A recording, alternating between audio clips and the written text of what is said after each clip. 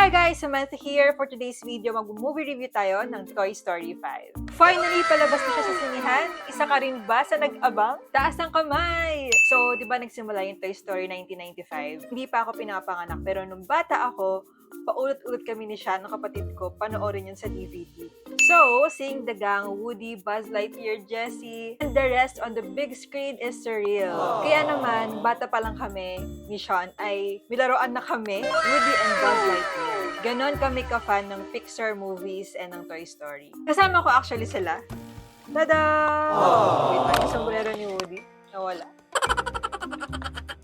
Ayan, ito na sila. Si Woody, parang totoo talaga siya yung nasa laruan. Yung laruan talaga ni Anne.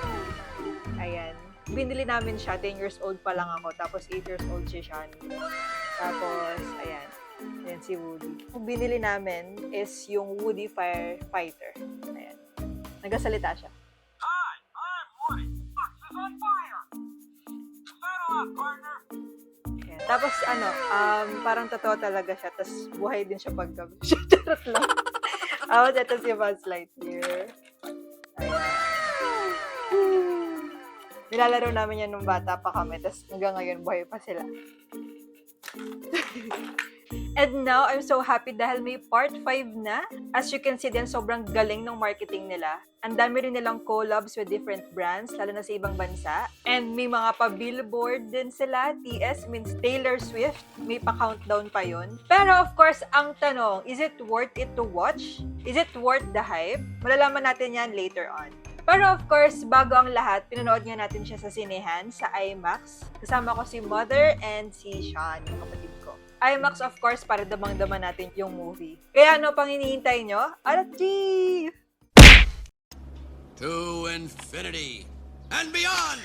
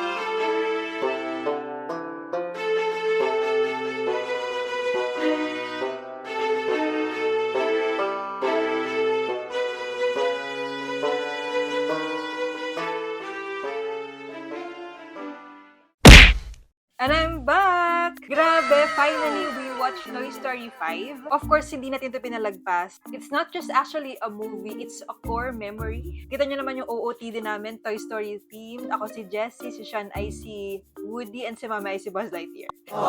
And for our dinner, pumunta rin tayo sa Pizza Planet dahil, di ba, Pizza Planet is part ng Toy Story. Doon kinuha yung mga aliens, Little Green Man. And now, let's talk about the movie itself. Let's start with the cast. Seeing the OG cast back, Tom Hanks as Woody, Tim Allen as Buzz, it's like hearing the voices. Kasi naman, diba, there's no Toy Story without that iconic duo. They really brought that magic back that we've been missing. Of course, si Woody, na ginampanan ni Tom Hanks. Kung akala natin na wala na si Woody from part 4, magbabalik siya from his adventure para tulungan ang kanyang mga friends. And sobrang ganda pa rin ang dynamic nila dito ni Buzz. Buzz Lightyear na ginampanan ni Tim Allen, solid pa rin talaga yung pagiging Space Ranger niya dito. Sobrang funny. Hindi lang isa lang na bus ang makikita ninyo, kundi marami. Sobrang funny nung eksena na yun dahil may army na high-tech Buzz Lightyear this time na dapat nyong abangan. And of course, si Jessie. Jessie, na ginampanan ni Joan Cusack. Sa movie na to, this time sa 5, Jessie ang main star. And siya yung leader ng team. Mararamdaman mo dito yung struggle niya na maa-abandon siya ulit. Parang yung backstory niya kay Emily sa Toy Story 2. You can feel the emotions every scene. And siya talaga yung puso ng Toy Story 5. And of course, yung the rest of the gang, dito pa rin sila sa part 5. Medyo tahimik lang sila this time. Non-spoiler nga pala tayo dito, guys. Yung the rest of the gang na nakita natin since part 1. They are not the main focus here compared to previous movies. Pero naging supporting cast sila to highlight Jess's journey na dapat nyong abangan. New characters, we have some fresh faces. They bring a different energy to the group. Smarty Pants, Atlas, and Snappy. And sobrang dami pang additional characters sa Toy Story 5 na aabangan ninyo. Even si Forky, meron na siyang knifey. Pati si Bud Bunny nandito din. Siya dito ay si Pizza with sunglasses. Sobrang very interesting lahat ng characters dito and funny din. And syempre, ang di natin makakalimutan, si Lilypad. Let's talk about her without spoiling her role. Siya lang naman ang main villain dito sa Toy Story 5. Frog-shaped tablet siya and the ultimate threat ng modern. So dito makikita nyo na very manipulative siya pero may deep layer ang character niya. You will definitely see pag napanood ninyo. Magugulat kayo. Kaya naman kudos sa director Andrew Stanton and yung co-director na si McKenna Harris. Knowing Stanton, yung director mismo ng Toy Story, very veteran na yan sa paggawa ng mga Pixar animations. Siya lang din naman yung nag-direct ng Wall-E and ng Finding Nemo. Now, the story itself, without giving any spoilers, the story is actually surprisingly fresh. Hindi siya parang pinilit lang na sequel. It dives deep into what it means to be played with in a world that's so becoming digital. It's also not about toys getting lost. It's also about the legacy and letting go, which hits differently now that we're, older. Nung natapos yung Toy Story 4, akala natin perfect ending na siya, na umalis si Woody sa team niya. Pero dito sa Toy Story 5, binalik tayo ng Pixar sa realidad na nasa digital age na tayo. Yung premise actually simple lang, pero mararamdaman mo na sobrang sakit nun para sa mga laruan na, toy meets tech. Grabe yun. Parang may imagine mo na what if ikaw yung laruan, tapos mararamdaman mo na unti-unti ka nang pinapalitan ng owner mo dahil meron ng kapalit na andyan na si Lilypad. Makikita mo talaga dito na unti-unti napapalitan yung traditional playtime. And since Jessie-centered story siya, meron siyang abandonment issues sa past niya. Mararamdaman mo dito yung takot niya na maiwanan na naman. Kung sa Toy Story 2 dito natin nakilala si Jessie, ang unang inakala niya na bagsak niya ay sa rare collection item na lang. Pero si Woody ay sinagip siya. Na-meet niya yung bagong family. Kasama doon syempre si Andy and yung ibang characters ng Toy Story. And dito rin natin nakilala si Jessie na deep inside, meron siyang claustrophobia, meron siyang malaking trauma dahil pinamigay siya ng owner niya na si Emily. And sa part 3 naman, moving on, dito talaga naging official na siya ng member ng laruan ni Andy. Dito nagsimula na naging matapang na siya, yung cute romance sila ni Buzz. Kahit muntik na silang matunaw sa incinerator. And then sa Toy Story 4, bagong sheriff, ito yung pinakamalaking turning point ng buhay niya as a toy dahil sa kanya pinasa ni Woody yung sheriff badge. Kaya kay Jessie, from a sacred, broken toy, siya na yung official na leader ng mga toys ni Bonnie. Then sa Toy Story 5, makikita nyo na si Jessie ay ultimate leader na talaga. Siya na yung bida na lalaban sa modern technology. Dito sa story na to, may pinaka-emotional part kayong makikita.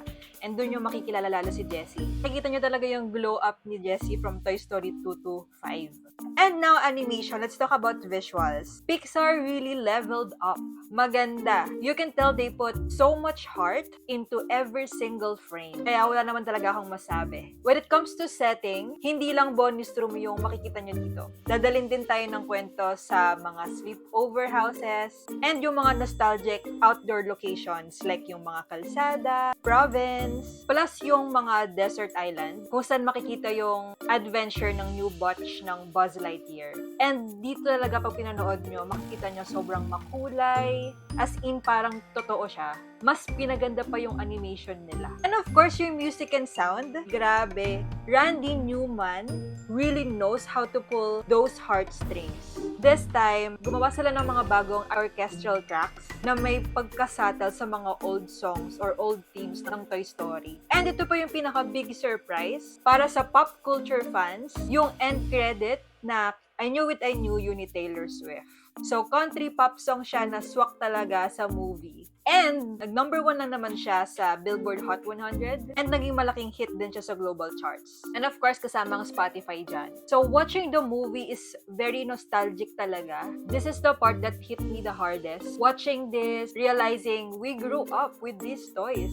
Para sa akin, it's not just a movie, it's a time capsule at the same time. Makikita nyo talaga na ibang klase ang atake ng Toy Story 5. Maganda yung pagkaka-layer ng emotion. Para sa millennial, like me na lumaki sa movie na to since bata pa. This movie is like a love letter para sa generation natin. Grabe yung emotion na kitang-kita mo na unti-unting tinatabi yung mga traditional toys na nakagisnan natin para sa isang tablet. It really shows the reality na modern na ngayon. And hindi nagtipid ang Pixar sa mga callbacks and Easter eggs. Solid dun pa rin yung old dynamics, particularly the classic and loving rivalry, Woody and Buzz. Lesson of the movie, 1, it's about evolution. Nothing stays the same forever. And that's okay. Whether it's moving on from a job, a phase in your life, or even a childhood hobby, the memories stay with you, but you have to keep moving forward. It's actually a beautiful message to everyone in their 20s or 30s right now. So change is inevitable, so just adopt.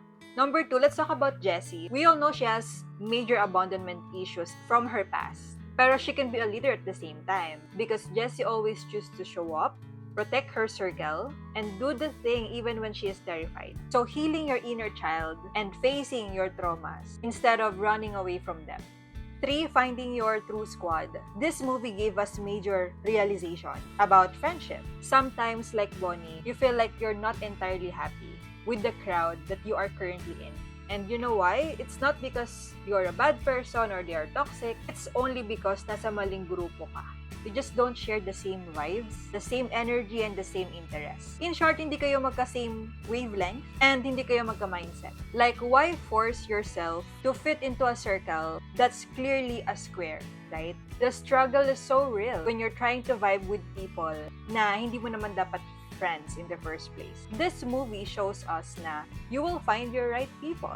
You will find that specific group, that right squad, and that perfect bestie who will completely match you. And when you finally find them, totoong happy ka. You won't have to pretend or perform anymore because you feel at home. So if you haven't found your friend yet, don't stress. Your squad is out there waiting for you. So don't force yourself into circles where you don't belong. And of course, 4, kung meron man tayong tutunan talaga sa movie na to, ay yun ay ang katotohanan ng growing apart is a natural part of life. Kapag nagbago ang priority ng isang tao, hindi ibig sabihin nun ay binabaliwala ka na niya or kung ano man yung pinagsamahan nyo. Ang mahalaga ay naging happy kayo noon and naging maganda yung chapter nyo nung masaya kayo. Pinakita dito na okay lang naman dumating yung time na magkalayo kayo. Again, hindi ibig sabihin nun ay magkagalit kayo or ayaw na nung isa sa'yo. What matters most is yung friendship and yung love remains. And naging big part kayo ng buhay nyo sa isa't isa. So, yun na nga, overall, final verdict, Toy Story, 10 out of 10 yan.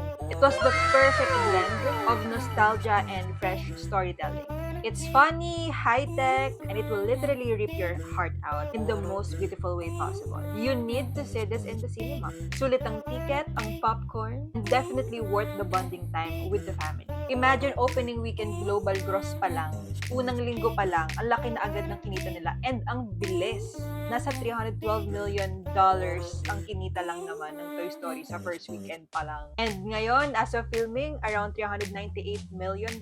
So yun guys, if hindi nyo pa napapanood, so good na sa pinakamalapit na sinihan, i-IMAX yun na rin para naman feel na feel at ng mga daba nyo sa totoong buhay yung mga laruan. And nakaka-happy siya guys. And kung minuturan kayong aral and nag-enjoy sa movie review na to, don't forget to like, share, and subscribe, and click the notification bell for more upcoming videos. And of course, kung nanood ka, syempre, isagad mo na. Bumili ka na rin ng Funko Pops para naman meron kang souvenir na, ay, ang saya ko nung pinanood ko to. Available ang Funko Pops natin, Toy Story 5, sa Sean DC Store, sa Shopee. Sobrang cute niya guys, kaya ano pang hinihintay nyo, grab yours. Ito, ang Toy Story 5 na Buzz Lightyear. Ayan, sobrang cute. Ayan siya. Nagkakaubusan ng stock nito, kaya hurry. Marami pa kaming stocks, bili na kayo. And syempre, hindi mawawala yung kaibigan niyang si Woody. Ayan. Bagong labas siya, kaya nakita niyo naman, Toy Story 5 ang nakalagay. Ayan. Nagkakaubusan na rin yan ngayon. And syempre, ang bida ng Toy Story 5, si Jessie. Ayan. And kung gusto mong mangolekta ng lahat ng Toy Story, hindi lang Toy Story 5 ang meron tayo, meron din tayong iba't ibang parts ng Toy Story characters. So, ang meron ako dito now is, ayan, meron tayong Buzz Lightyear na glow in the dark. Ayan. Meron din tayong Buzz Lightyear from the movie itself. Kasi diba meron ding movie si Buzz Lightyear na solo. Solo flight siya doon. So, ayan, makikita niyo yan sa Shopee, Sean DC Store. Store ng kapatid ko. Okay? So, ayun guys. Keep safe, everyone. Love you all to infinity and beyond. Aww. You got a friend in me. Aww.